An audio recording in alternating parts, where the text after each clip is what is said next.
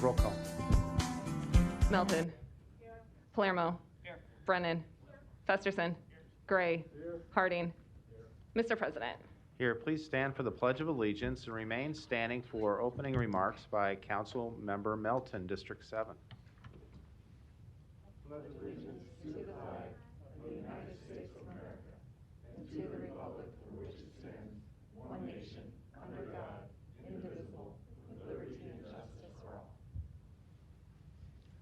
Well, thank you all who are here, and also all of you that are out there by Zoom.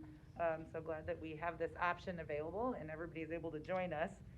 As we dig out of Mother Nature's latest challenge that she brought to us, let us be very cognizant of our neighbors right now in their struggles and challenges. I would ask all of you that if you see somebody's driveway or sidewalks that haven't been shoveled, maybe grab a shovel, go out and see if you can help one of your neighbors, or you can do what I do. I ask my son to go out and help and help people that need to be helped, because it's good to get him off the screen. So I think with it, we should just focus on being grateful for those of us around us that do help. I actually had my own neighbor help me in the last snowstorm. So it's not just us helping others, but also being grateful for the help that we receive from others. I just look forward to this new year. I look forward to everybody working together. I think everybody here in Omaha, we are looking forward to a bright future. I think that we will all come together, and I am always amazed by the charity that I see in the people in our great city. So I want to look forward to a very positive 2021. And also today, I would just ask that we have a special guest named Alana. And I welcome Alana to our city council meeting because it's a snow day. Alana, do you want to just come down and state your name? It's your first city council meeting.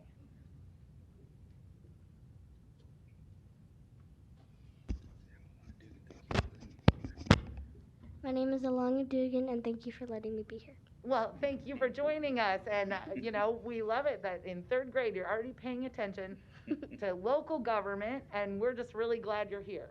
And that means that none of us can do any fighting or any negative talk or anything, because we're all going to set a good example for Alana. Thank you for coming, Alana. Thank you.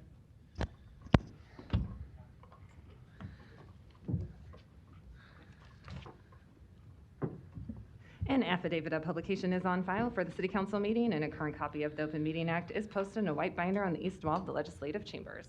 Good afternoon, ladies and gentlemen. Thank you for joining us for today's Omaha City Council meeting. As a courtesy to those in attendance and to facilitate the conduct of our business, we ask that you please turn off or silence all electronic devices.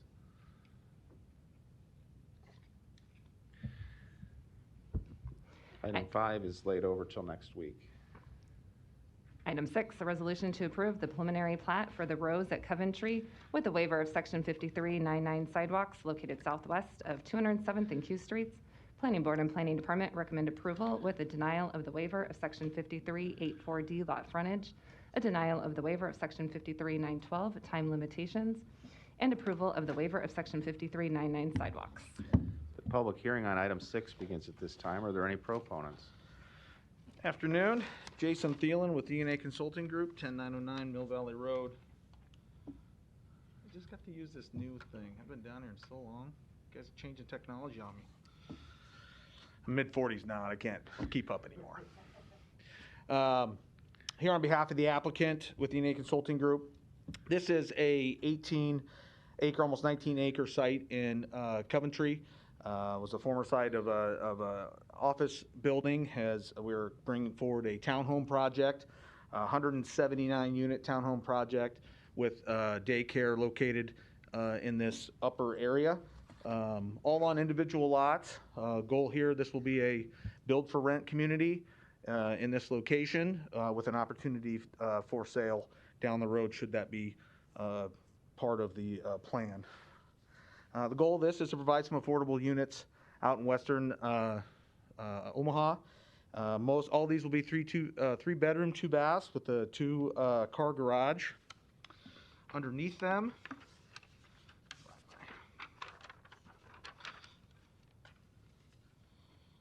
idea of what these units will look like.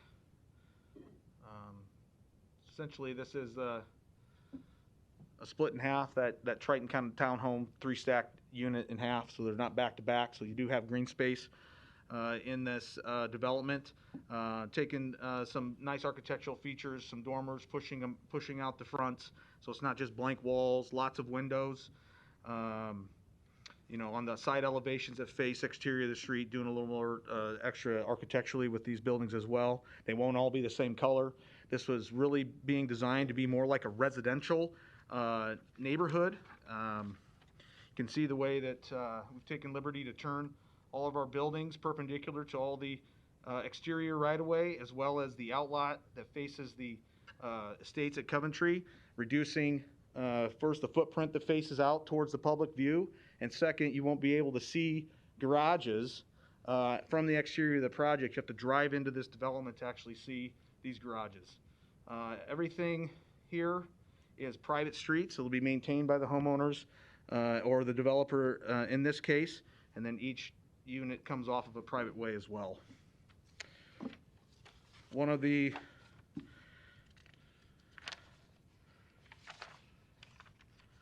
aspects of this to create more of a neighborhood feel is they took this roadway, and they could do this much like an apartment complex, and they chose not to, so that we could have just had one big lot, slammed a bunch of units in on this property.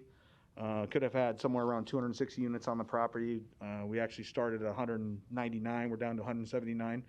But they want a residential feel, so they're actually planting double rows of trees on both sides of what would be considered the public streets, even though they're private, to create a parkway view and a parkway feel as you drive into this development. So when this grows up, this will feel like an older neighborhood as well. Let's see here. Got a middle green space located here. Dog park where that ends up there, some pickleball courts, but a nice little central green space for everybody to use. We've been meeting with the neighbors since September of 2020. We had an HOA meeting. We've been back and forth with the neighborhood and the HOA here to kind of work through some of their concerns. We continue to work through those concerns. Couple things we've already done. We agreed to remove, we had 8 units in this middle area. We agreed to remove those 8 units to kind of open up that green space. And then with the developers of Coventry, we agreed to match, there's apartments at this location here. There's a wrought iron fence that comes down. We've agreed to match that streetscape, not only with the fencing, but also with the landscaping along 207th Street to create a consistent look and feel down that road. We do continue to work with the neighborhood. There's a few other things that we are talking about now. I fully expect us to be able to come forward and have pretty much everything resolved that we feel that we can control. We were at Zoning Board of Appeals on the 4th, and received variances to the project to allow this project to go forward. That was unanimous, received unanimous approval at Planning Board as well. Asked for your approval today. We're in conformance with the master plan in terms of providing different types of housing in Omaha. We're in conformance with all your subdivision regulations and zoning regulations of the City of Omaha. I'd be happy to answer any questions you might have. Thank you. We have Jerry Slusky registered. Yep. To participate by Zoom. 8712 West Dodge Road. We'll check if he's there. Yeah, he's...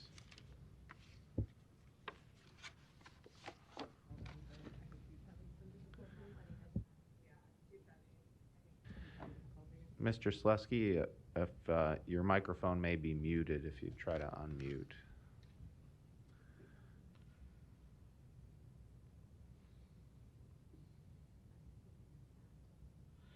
So Mr. Slusky and I spoke as he tries to work his technical difficulties out, and he and I have been working.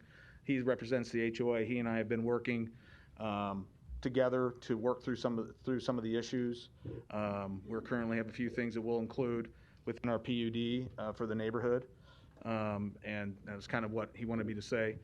But we're I think he's there now. Is he on now? All right, great. Go ahead, Mr. Slusky. Actually, this is Melody Sinzak, so I'm not representing this project.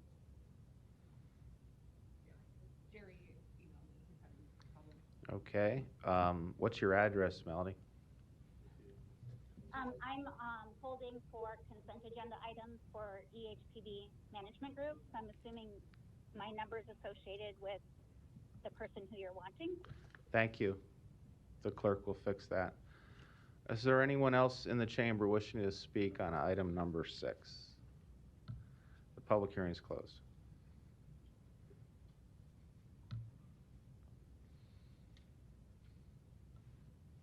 What's the pleasure of the council? Oh, Councilmember Harding, you're recognized. Mr. Thielen, I know we don't normally ask you to speak for those of me For the who are in opponent? This is opposition, awesome. But if you wouldn't mind, just explain a little bit about, if you want to finish off what you were saying about what some of the issues were. And So, yes. So there's a, at first, the neighborhood didn't like the project, and we did have, in their defense, we did have elevations that were, quite frankly, awful. And so we worked hard, and actually the developers, CFM, didn't like them either, and I don't blame them. Came back with the elevations I showed you today, which I think are really nice looking units for townhomes. One of the main issues was landscaping along this outlot here. And so we agreed to pull as many trees. We actually ended up initially screened Q Street, and they wanted a more robust screen here. So we agreed to do that, and we've agreed to work with all these homeowners here that are directly impacted, even though they're still 150 to 200 and some feet away. Still work with on placement of specific species, provided they fall within the Omaha's code. Locations of that, there's some berming there. One thing that they have asked for that we have not really agreed to is fencing this area. We opted to remove 8 units in the middle, but that is something they've still requested, and so we'll have that conversation with them tomorrow, actually, on fencing. prior to final plat coming. There's a final plat and there's a PUD coming as well, and so a lot of these things will be included in that. They wanted a easement along, this is U Street, for some signage or some landscaping or something to finish off their other side. We're completely fine with granting them that easement, allowing them to plant and put sprinklers and maintain that the way they'd like. Trying to think what else. We agreed they didn't want windows on the back sides of these units that face that, so you can kind of see here. What we've asked for is maybe putting some windows up high, at least allowing some light in. I think it's not good for the units, but we understand what they're saying, that people looking out and down over them as well. One thing they wanted us to do was adjust the roof line, reduce the pitch. It is not a good look for the buildings, and we do have a height requirement within the R6 PUD, and so we're kind of stuck there. So something was out of our control. They've asked for bigger trees. They've asked for some maintenance, some things like that, which I think all those things are doable. So like I said, we have a phone call tomorrow with them, and they've pared down that list, and we've worked through some things that we can do and can't do. And so I think we'll have something that's very reasonable for both both sides to come away with not everything they wanted, but mostly everything they wanted. What were the you had to go to zoning board of appeals for which waivers? So let's see here, I can tell you what that is. So the cluster subdivision of this, so there's not a good mechanism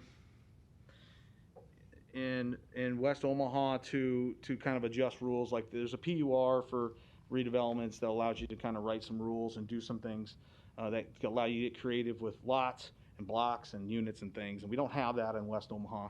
I think that's an area of opportunity that we can talk about offline, obviously, but because of the way that we use the PUD, R6 PUD, which remember allows you to stack units in the R5 zoning, so we're subject to the most restrictive parts of R6 and R5 in terms of setbacks, heights, open space, all those things.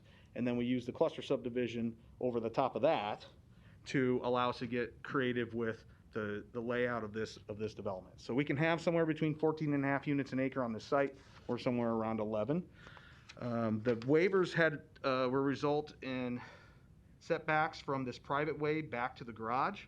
There's still 22 feet of space for parking, but the requirement is 25 feet and allows it to be reduced. So we went to the zoning board of appeals for that. We asked for a reduction in the buffer yard. I've got that exhibit here, actually. Along there. And Mr. Thielen, while you're going through that, let me ask you too, so the way this has been proposed, it was from the planning board there were a couple denials of some waivers. Those were not. We didn't need them. Those were not any of the waivers that were requested No. and approved at zoning board of appeals, correct? That is correct. Okay. All So the one that's denial, we didn't need. We asked for it, didn't need it. And then on the timing, there wasn't anything that we could do with that, so we Yeah. just decided not to ask for it. Okay, so knowing that, and I just wanted to confirm too for the record that this was, as proposed, it did include some of the denials of those waivers originally requested at planning board. So with that, I'll move That's- for approval. Okay, perfect. Second. Roll call. Melton. Palermo. Brennan. Festerson. Gray. Harding. Yes. Mr. President. Yes.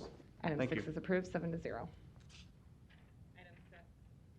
Item 7, an ordinance to rezone property located at 1026 North 33rd Street from R4 District High Density to R5 District. Planning Board and Planning Department recommend approval. B is communications and opposition.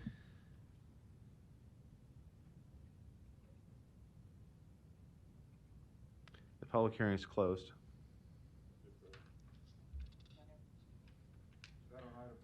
Yes. Roll call. Oh, we have a light. Mr. Gray. Thank you, Mr. President. Item 7 will not be one that I can support today. The concerns that I have about how this property was conveyed, we saw a couple of weeks ago that even though the purchaser thought that they were buying a duplex, they clearly signed their name to a single-family house. So to me, the concern that I would have is that the same as the neighbors, that someone converted a property without acquiring any of the permits from the city, and now we want to come back and try and make that situation whole, and the neighbors are screaming because they don't want to see boarding homes or duplexes in that area, especially when the individual who purchased the property didn't realize that he was purchasing a single-family home. I won't be able to support this today, and I just wanted you to know. Thank you, Mr. President.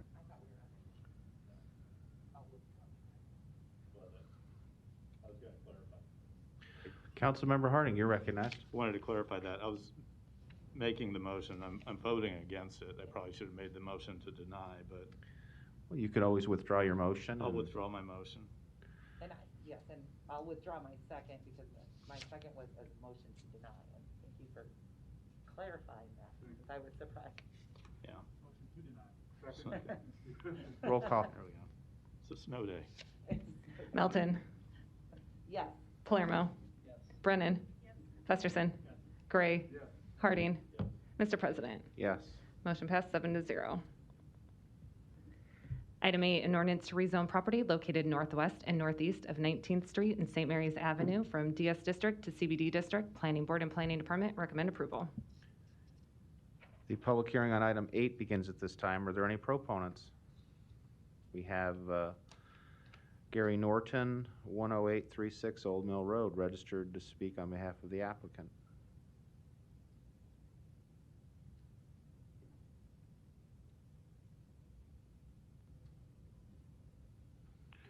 Good afternoon. My name is Gary Norton. I'm with TD2 Engineering and Surveying, civil engineers for the project. And I'm here if you guys have any questions regarding the rezoning. Thank you. Are there any other proponents in the chamber or opponents on item 8? Public hearing is closed. Roll call. Melton. Palermo. Brennan. Festerson. Gray. Harding. Mr. President. Yes. Motion passed 7-0. Item 9, an ordinance to rezone the property located southeast of 38th and Farnham Streets from GC District to MBD District. Planning Board and Planning Department recommend approval. B is communication and support. The public hearing on item 9 begins at this time. Are there any proponents? We'll start in the chamber with Mr. McClay. Tom McClay, 3814 Farnham Street, Suite 201, Omaha, Nebraska. I think the planning department report was pretty encompassing. I'm just here to answer any questions. Thanks. Thank you. Mr. Norton, you're also registered. Available to answer questions as well. Are there any proponents in the chamber wishing to speak on item 9? Any opponents? Public hearing is closed. Roll call. Melton. Palermo. Brennan. Festerson. Gray. Harding. Mr. President. Yes. Motion passed 7-0. Item 10, an application to consider a Class C liquor license for Dundee Dell located at 5007 Underwood Avenue. Public hearing on item 10 begins at this time. We have Andrew Wilson representing the applicant registered by Zoom, 5007 Underwood Avenue. Hi there, Andrew Wilson, 3018 Frederick Street. I'm going to be the general manager of the Dundee Dell when we open. Here to answer any questions. Thank you. Are there any other proponents or opponents in the chamber wishing to speak on this matter? Public hearing is closed. Pete Festerson, Council Member District 1, you're recognized.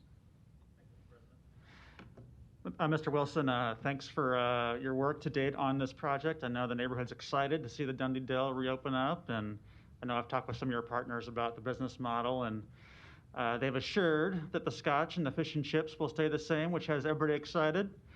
I knew it would be a big story in the neighborhood, but I didn't realize it would be a big story citywide with the coverage you've received in the last couple of weeks. So I think it's testament to the brand there, and I know that you're going to provide and the renovations you're going to do.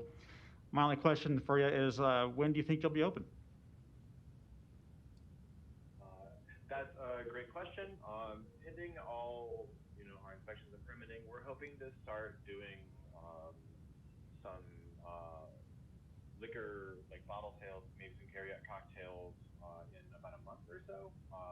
And then as for food, we are probably going to end up waiting until, and honestly, until things sort of calm down a little bit.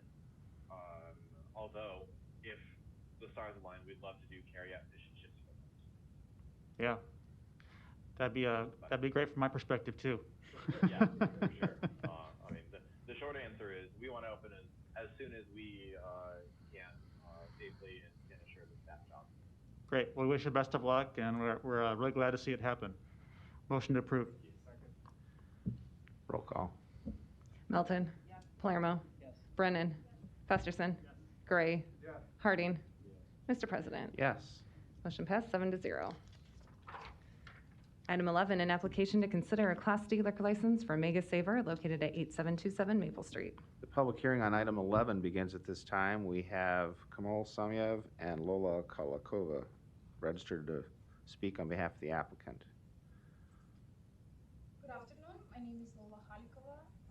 Here representing TFL Inc., 202 South 73rd Street, Omaha, Nebraska 68114. We're asking for liquor license for our gas station, Mega Saver gas station located on 8727 Maple Street. Here to answer any of your questions. Thank you. Are there any other proponents or opponents in the chamber wishing to speak on item 11? The public hearing is closed. Thank you. Roll call.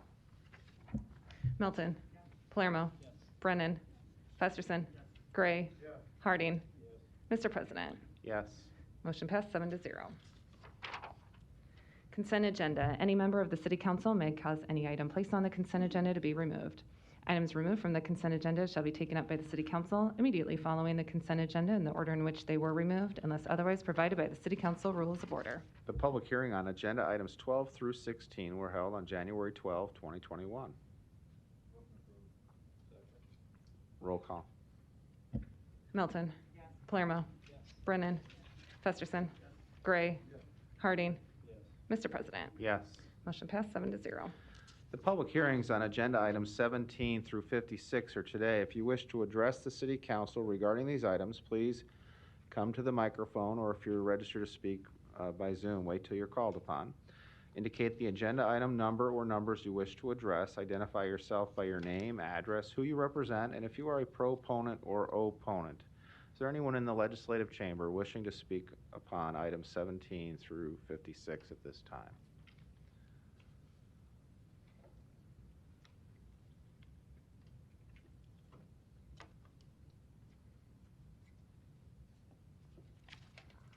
Larry Store, 5015 Lafayette Avenue, Omaha, 68132. It doesn't spell this out, but I believe this is the one about more transparency with Zoom meetings, more expansion of Zoom meetings. All right, sorry. Is there anyone else in the legislative chamber wishing to speak on the consent agenda resolutions? Seeing none, we'll move to those who registered by Zoom. We have Sarah Johnson registered on a number of items. Let's unmute Ms. Johnson. You're recognized. Hi, thank you. My name is Sarah Johnson. I'm at 2316 North 52nd Street. I'm here today to talk about probably too many items on the consent agenda. I don't know if you want every number, but they're generally about street maintenance and then police funding and then the library agenda. Do you need every individual? We have registered 20 through 29, 32 through 38, 40, 42, 47 through 53 as a proponent, 54 and 55 as an opponent. You have 3 minutes under our rules. Right, got it, thank you. Okay, so again, mostly street maintenance, police funding, and then the library funding. Big fan of the library funding, so thank you. But the overarching point I'd like to make is that we need to rethink how we approach our solutions to these issues of crumbling street infrastructure and community safety as a whole.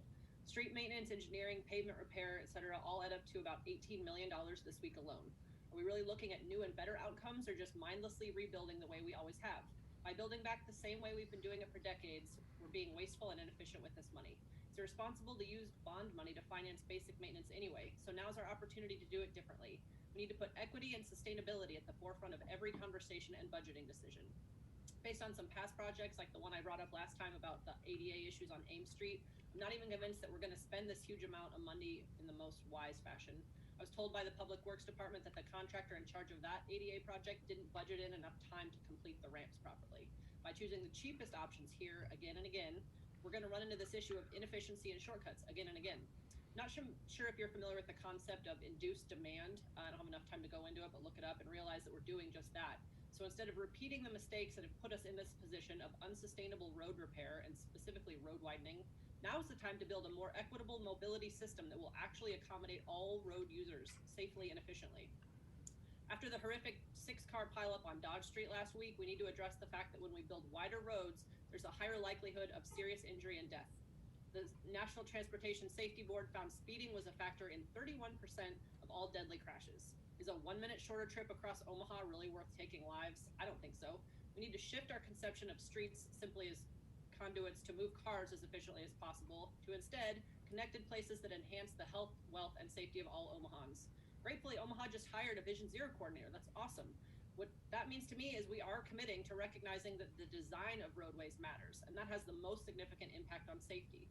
Rather than the approach from past decades, focusing on improvements in safety technologies and increased enforcement, Vision Zero introduces the idea that if safety is enforced by the very design of the roadways, we'll rely less on expensive and ineffective policing and technology. So on to enforcement and policing. Now kind of want to just switch gears and talk about the $1.7 million allocated to the police just this week. From what I understand, it's not even for the vehicles, but rather the prisoner transport cages, radio upgrades, computers, surveillance cameras, and lighting. When are we going to realize that instead of endlessly pouring money and resources into OPD equipment, which is reactionary to crime, we should truly address these issues at the root cause by being proactive? Let's put our money towards people, not cages. Especially with the dual pandemic of racism and COVID, we need to put any and all resources we can to the most pressing community needs, like housing, food, mental health, and other community care services. The lack of these resources is the root cause of crime, and we need to start looking at an outcome-based budgeting decision more holistically, more proactively. These siloed approaches are not working. Again, with COVID-19, our city finances are stretched thin, forcing us to make hard decisions about what programs to shrink and which to support. I'd encourage you to think about the signal you're sending to our community when you budget over $1 million just this week to equipment for surveillance and locking people up. As we know, budgets are moral documents, and week after week, we see your priorities. Thank you. Thank you. Public hearing is closed. Roll call. Melton. Palermo. Brennan. Festerson. Gray. Harding. Mr. President. Yes. Motion passed 7-0. Item 57, a resolution to approve an amendment to the City Council Rules of Order to include a video conferencing component. The public hearing on item 57 begins at this time. Are there any proponents?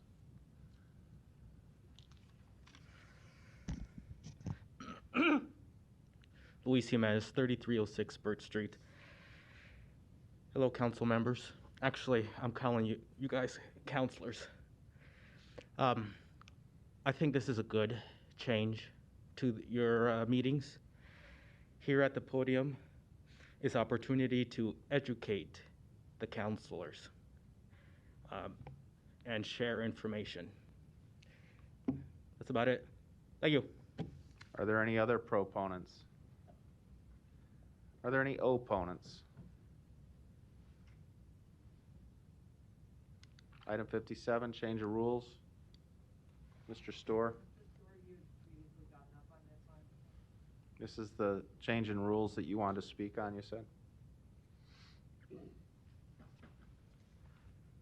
Larry Storr, 5015 Lafayette Avenue, Omaha, 68132. I guess I misread the item on the alert page for the city council meeting. But if this has to do with the rules of order, I think we do need an open debate on rules of order, particularly if we're going to expand the Zoom meetings, where people will not have an opportunity to actually participate in the new proposed transparency, particularly when you're suddenly ruled out of order for being slightly off the topic. Thank you. Are there any other opponents? The public hearing is closed. Councilmember Harding, you're recognized. Thank you, Mr. President. Sorry, Pete, I didn't know I was going to jump in front of you, but I'll be short. So I appreciate Councilmember Festerson bringing this forward. We had a discussion about this some time ago, and I was in favor of him and the concept of doing this. One of the things that I wanted to make sure when the draft of this came out, which was a few weeks ago, and actually highlighted last week or at our last meeting some of the issues that I had in regard to the public testimony via Zoom. I'm told that we can accomplish that really by rules. It doesn't necessarily need to be made a part of the resolution that we're considering here, but I want to make sure that the public's aware that the subsequent rules or the policies that'll go along with this is that obviously you will be, like you were appearing in the chambers, you're not recognized until you're at the, if you will, the virtual dais. You will be muted and video off until then. And as has been pointed out, if you're out of order or doing things that are not considered to be additive to the process, like we had last week, then you will be muted and video shut off. So I wanted to make sure that some of those components were included in this if it needed to be incorporated in the resolution, but I'm told by policy we can make those accommodations. So I appreciate this being brought forward. I know we're working or the unicameral's working on some other virtual meeting participation rules and legislation, and so I'll be supportive of this and know that it's something as we move into 2021 and beyond. It's probably a way we're going to be doing a lot of these meetings, and I think it opens up the ability for more public input, and which is always, I think, a good part of the process. So thank you for bringing this forward. I'll be supportive of it. Thank you, Councilmember Harding. Councilmember Festerson, you're recognized. Thanks, Mr. President, and thanks, Councilman Harding, for that endorsement and support. I agree that obviously that this has been a smart thing to do during the pandemic. As many of you may know, we've been able to do this by executive order from the governor in 2 segments now, and one that's currently in effect and one that was just extended now through April. But I've long had the opinion, as we started doing this, that this is something we should embrace, a new technology that does allow improved access and improved transparency for those we represent. And not just during pandemics, but it's also a good idea on days like today when we have 12 inches of snow, and it's just not a great idea for everyone to come down and to make that effort to be here, but still allows them to participate. And so I think it is important that we do approve these rules here today to signal that we intend to make this indefinite and permanent going forward. Of course, the next council this summer will adopt some new rules of their own, but I presume these would also be extended at that time. I have a lot of faith in our city clerk. She's done a great job of embracing this technology along with her staff to make it proceed in an orderly and practical fashion. And I think, like all technology, I'm sure we'll find better ways to do it as we go here and as time proceeds, but it's been pretty smooth since we began this operation. So I think it's important we adopt that today, even as we continue to work on an even broader concept with the state legislature that could apply to all local bodies of government, not just city council, but county boards and other boards and commissions too. With that, I'll motion approval. I would just add that participating by video conferencing is something that we've been doing. The city clerk made it a priority when we hired her to replace the former city clerk, and she's been committed to this, and together with her staff has gone above and beyond to facilitate and institute this new technology in a way that improves the ability of Omahans, whether present and able to come, or for whatever reason, whether it be time or other circumstances, primarily work, we hear from most people, to allow them to participate in their city government. So on behalf of the council, I'd like to thank the city clerk and your staff for what you have done to help bring us to this moment, and also thank Councilmember Festerson for his initiative in introducing the resolution. We have a motion, a second, roll call. Melton. Palermo. Brennan. Festerson. Yes. Gray. Harding. Mr. President. Yes. Motion passed 7-0. Thank you.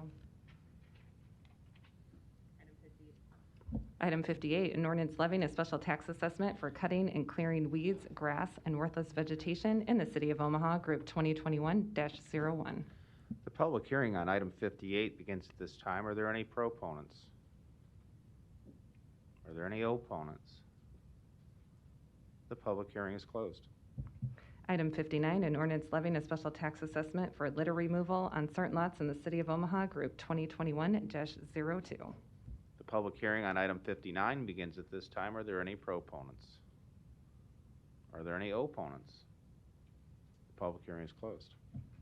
One public hearing can be held for items 60 through 63, ordinances levying a special tax and assessment on lots and pieces of real estate within the Benson Business Improvement District, Blackstone Business Improvement District, Dundee Business Improvement District, and Elkhorn Business Improvement District. The public hearing on item 60 begins at this time. Are there any proponents? Are there any opponents? The public hearing is closed.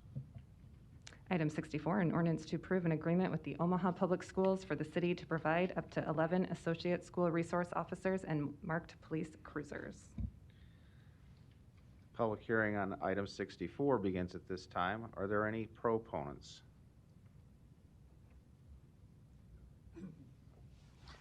Hello, Lieutenant Ott with the Omaha Police Department. I oversee the School Resource Officer Program. Here to answer any questions if you have any. Thank you. Are there any other proponents? We have opponents. Any opponents on item 64? We have one registered to participate by Zoom, but before I go there, I just want to make sure there's no one in the chamber. Okay, let's go to Sarah Johnson, item 64. Hello Hello again, Sarah Johnson, 2316 North 52nd Street. Thank you for the Zoom option. I meant to say that. Anyway, I'm here to speak today, again, in opposition to number 64 about the SROs, cops in schools. We need to do whatever we can to stop the classroom to courtroom pipeline, and once again, look for the ways we can impact safety in a more proactive manner. First of all, it's incredible to me that we consistently defund our schools by allowing TIF incentives to rob our public institutions of important resources, but here we are doing it in yet another way, giving away the already scarce money for our public schools to the police department. Am I the only one who sees this as outrageous? I don't even have kids and I see how it's problematic. My friends who are parents and teachers are even more upset by this, and rightfully so. I think the first issue we need to address is that we aren't really listening to and centering the stories of the teachers and students who are most directly affected by these decisions. I spoke with a few of my teacher friends who wanted to testify. Zoom helps, once again, thank you, but 2 p.m. meetings are not accessible. Zoom is a slow step in the right direction. We need to do more. Anyway, since they can't be here, I am.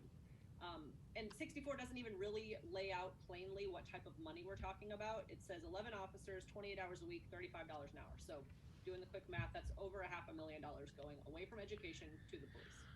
I know I'm not alone in seeing this as an issue. The ACLU also sees this as problematic. They are, quote, deeply concerned about how an increased police presence in our schools impacts racial justice, student rights, including immigrants, refugees, LGBTQ+ students, disability rights, parental rights, and the civil rights and civil liberties of all of Nebraska students. To be clear, the ACLU does not support a permanent police presence in our schools for these very reasons. Under-resourced school districts should devote each precious dollar to advancing our most pressing educational goals. So we need to listen to those pros. The ACLU, our stressed out teachers who are dealing with so much already, parents and the students, they're all begging for you to pay attention. I'm here to support them. The little snapshot of data that we know shows us these systems are not working equally for all. According to the U.S. Department of Education's Office for Civil Rights, during one school year, over 1,500 Nebraska students in public schools with police were referred to law enforcement by their school. These reports show us that Black students are more than twice as likely as their white peers to be arrested at school. Students with disabilities are also far more likely to be arrested at school. Disabled students make up 12% of public school students and 28% of arrests and referrals to law enforcement. That's staggering. We know after the protests this summer from the many students, they're trying to get you to pay attention and they're doing whatever they can to get through to you. What are you doing to show them that they're not only listening, but acting on their requests?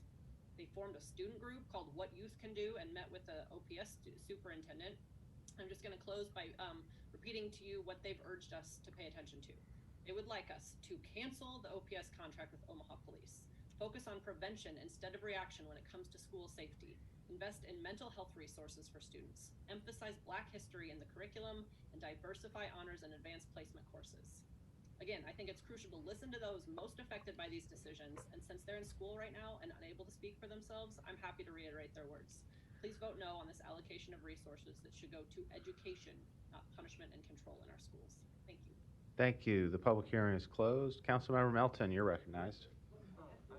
Oh, okay. Well, we did call for people who were in the chamber, so let's, Yeah, I was we'll just waiting. open that back up.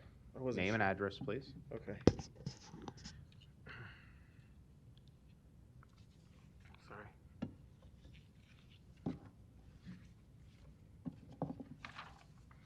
My name is Linnell Quinn. My address is 1516 North 32nd Street, Omaha, Nebraska, 68111. In opposition of the additional funding, or I should say, police presence.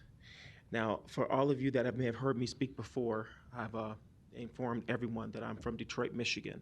This is a major city that have deep roots in police presence, along with metal detectors and a lot of dangers, especially when I was growing up in the city of Detroit as a student, going through a lot of schools and our district not being protected. Let me be clear that even with the initiative of putting many police stations in our schools, that did not stop the violence. It did not stop it. It may have did a little bit of impact to tell people that police are there, but that was more of a warning, more so, or an acknowledgement of the fact. What we need to do is listen and balance what we can do, rather than continuously funding that particular kind of resources. What we need to do is to listen and hear what's going on. That way we can work together in the bipartisanship to make it equally safe and convenient for both parties. For example, the installment of metal detectors. If we don't have metal detectors, that's needed. If we look at the shootings and the things that took place throughout our history, starting with Columbine, what is it that we notice? We notice that the majority of these schools, Sandy Hook, Virginia Tech, you name it, they didn't have the first sense of security, which was metal detectors. But you can go downstairs and come upstairs here, and there are police and metal detectors all around this place. We need to protect our children and these teachers and administration, just like we protect our municipal workers and our federal and state officials. So the most important thing right now is to come to the table and listen to how we can incorporate a plan and a strategy together to make this work. Because if we don't, as we continue to grow in population, we're going to continue to endure dangers from all parts of our country, because a lot of people are migrating over to Omaha because Omaha have a great source, I would say a beacon light for a lot of people to see. And a lot of people are growing and learning from the sources and resources that we have here in the city. So most importantly, we need to start talking to these principals and these students and these teachers to see what it is that they're comfortable with. We don't want to send our students to school with that fear, because like the young lady mentioned, Sarah, it is oftentimes that you see a lot of us black students offended by the police, or I should say in contact with the police. That doesn't seem to go well. And of course, history doesn't give that good painting of a good picture between the two connecting together. But we can grow on this. We can do better. I expect that we do better with the bipartisanship. Thank you. Thank you. Are there any other opponents? Item 64.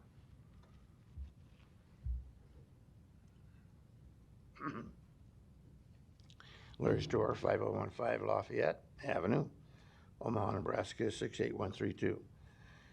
I'm opposed to this for this reason. I remember quite a few conversations in these chambers from community activists, community partners, community columnists, World Herald people, that we need to get the police out of our schools. A national agenda, defund the police. It's quieted down recently to, oh, we're just going to shift the money for police. But now in here, this clarifies that these people will be doing police work. However, in some of those conversations in the past, it was apparent that if they're on school property, they were going to do the policy of the school administrators, not police work. So they were taken out of the hands of the police chief. We can't let that happen. The nationwide agendas do not run our schools. Those are local things, and people need to get back involved in that. Which brings me back to the rules of order thing now. Transparency, I don't think the common citizen understands that We're there's not a on the difference. rules of order, Mr. Storr. Okay. We're on item 64. This is an important point, though. You're off Now, topic. you let these guys ramble. You're off You topic, don't let sir. me ramble. Is that You're not out of something? order. Why were they not out of order? You have time remaining on item 64, and you may The use common it for item citizen needs to 64. know that no matter whether it's an item on the agenda or it's a public hearing, You're out that of they order. don't have a right to speak. Please remove this man from This the is chamber. ridiculous, outrageous. Are there any other opponents to item 64? The public hearing is closed. Item 65. Oh, Councilmember Melton. Lieutenant, I wanted to just give you the opportunity to respond, because I also think sometimes, especially you're in charge, sometimes it looks like we have police in the schools just to do police work, like what Mr. Storr said he wanted. But actually, I don't think that that's what the program is. And at least in my experience, I've seen good interaction and positive interaction between police and students, in which actually helps counter any fear that police or that children may have for police. Kind of having them work together and getting to know each other, I think helps everybody. And I just wanted to give you the opportunity to respond and maybe explain what this program is, and maybe how it might differ from other programs where this isn't about enforcement necessarily. No, I would agree. just a note on this, this is in regards to not all school resource officers within the Omaha Public School District. This is just the, we call them ASROs, Associate SROs. They're part-time officers working at mostly middle schools, or one alternative school. So this isn't encompassing the high school SROs. I will say I've been in this position almost 2 years now, and it's changed drastically even in that 2 years, but the change started before I got there under the direction of Deputy Chief Gonzalez. The stats that get used against school resource officer programs, Deputy Chief Gonzalez has worked very hard to change that and, to address the image of the pipeline to prison. And we try we try at all circumstances as much as possible to allow any incidents that could result in an arrest to let the school district handle it, let the school officials handle it. These minor crimes, the lower level misdemeanor crimes, we're letting the school district handle that. There's certain things that our hands are tied, obviously, with, if it's a domestic violence issue, we're kind of bound. We have to take action. Felonies, those are hard to, to overlook. But our numbers on referrals have gone down dramatically. That's not the goal. That is what we're trying to do. The goal is not to put officers into schools to make arrests. I wouldn't enjoy being in charge of a program that's like that. We are trying to build relationships with the kids. I mean, you hear that phrase being, talked about, a community and the police. Well, kids are the community too, and we want to make a positive impact with kids. And so I would, the critics that are against, Omaha police being in with schools, be aware that we have made changes, and they've been pretty drastic over the last 5 years or so. I hope that answers it. Okay. Yeah, well, I just wanted people to know what the officers were actually there and how they interact with yes. the students.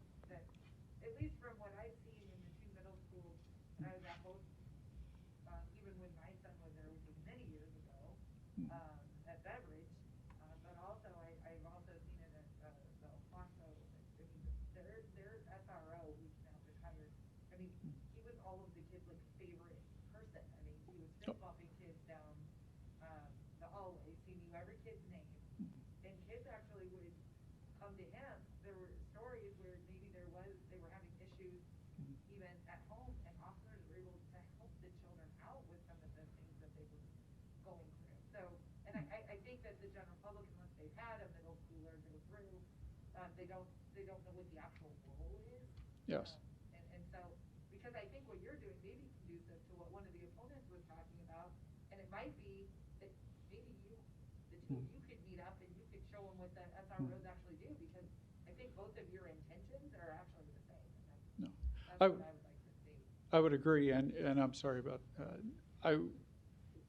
you talk about what they do with their time. I can tell you, I know one SRO at one of the middle schools who, over the years, he's supposed to be working 28 hours a week. I know he's volunteered numerous hours on his own. He's been there for sporting events, school sporting events, basketball games, things like that, because he enjoys being there. I mean, these officers, they're not doing it for the money. They do it because they enjoy being there. They want to make positive impacts with the kids in the school. It's not, no one gets into this to, I want to arrest kids. That's not the purpose. And yes, you're exactly right as far as when they gain the trust of the students, it's amazing how much more information, whether it's personally about themselves or, kids personally about themselves, or what's going on in the school, the problems we've been able to avert, to address before it became a bigger problem. So yes, it's building relationships with the kids and trying to make a positive impact. And most importantly, trying to show that, hey, we're people too. We're not, these police aren't these mean people that are out to get you. We're out to, to help you and make a positive impact to the kids' lives.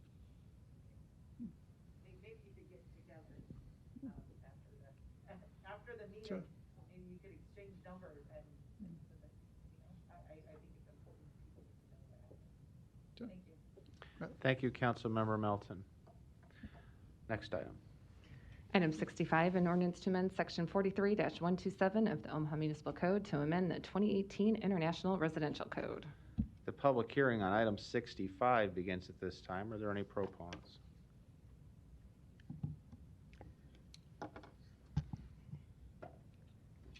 Anna Vespoyazny, Superintendent of Permits and Inspections, 1819 Farnham Street. Good afternoon, President Jerem and members of the council.